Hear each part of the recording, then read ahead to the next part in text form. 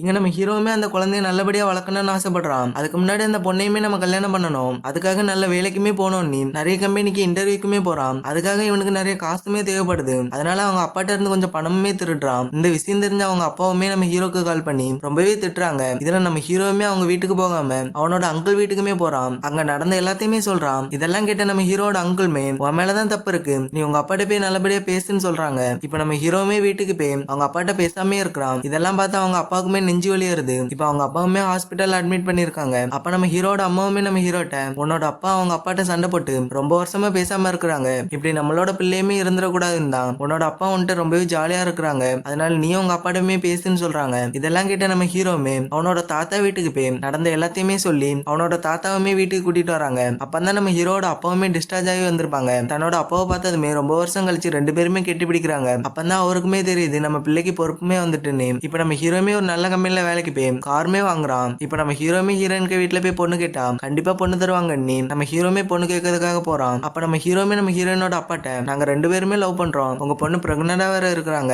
நானே உங்க பொண்ணை கல்யாணம் பண்ணிக்கிட்டேன்னு கேட்கிறான். இதுக்கு நம்ம ஹீரோயினோட அப்பாவுமே அதுக்கு வாய்ப்பே இல்லை, என்னோட பொண்ணு வயசுக்கே வரல, எனக்கு பிறக்கும் போதே ரெண்டு பொண்ணு பிறந்தாங்க, அதுல ஒரு பொண்ணு தான் வயசுக்கு வந்தாங்க, நீ லவ் பண்ற பொண்ணு வயசுக்கே வரல, நாங்க டாக்டர்கிட்டயுமே போய் பார்த்தோம், அதுக்கு டாக்டருமே இந்த பொண்ணால குழந்தை பெற்றுக்கிட முடியாதுன்னு சொல்லியிருக்காங்க, அதனால இந்த பொண்ணுமே ரொம்பவே டிப்ரெஷனா போய் அந்த பொண்ணோட அக்காவுமே கொலை பண்ண பார்த்தா, அதனால அந்த பொண்ணையுமே நாங்க வெளியூர்ல தான் படிக்க வச்சோன்னே சொல்றாங்க. இதை கேட்ட நம்ம ஹீரோமே உங்க பொண்ணால குழந்தை பெற்றுக்கிட முடியாட்டாலும் பரவாயில்ல, நான் அந்த பொண்ணை தான் கல்யாணம் பண்ணிக்கிடுவேன். இப்ப ரெண்டு பேருமே கல்யாணம் பண்றாங்க. இப்ப நம்ம ஹீரோயினோட அக்காளுக்குமே ஒரு குழந்தை பிறந்திருக்கும். அந்த குழந்தையுமே நம்ம ஹீரோயின்ட்ட கொடுத்து நல்லபடியா வளர்க்கவும் சொல்றாங்க. இதை கேட்ட நம்ம ஹீரோயின்மே ரொம்பவே சந்தோஷப்படுறாங்க. இப்ப நம்ம ஹீரோயின்மே நல்லபடியா அவங்களோட லைஃபையுமே தொடங்குறாங்க.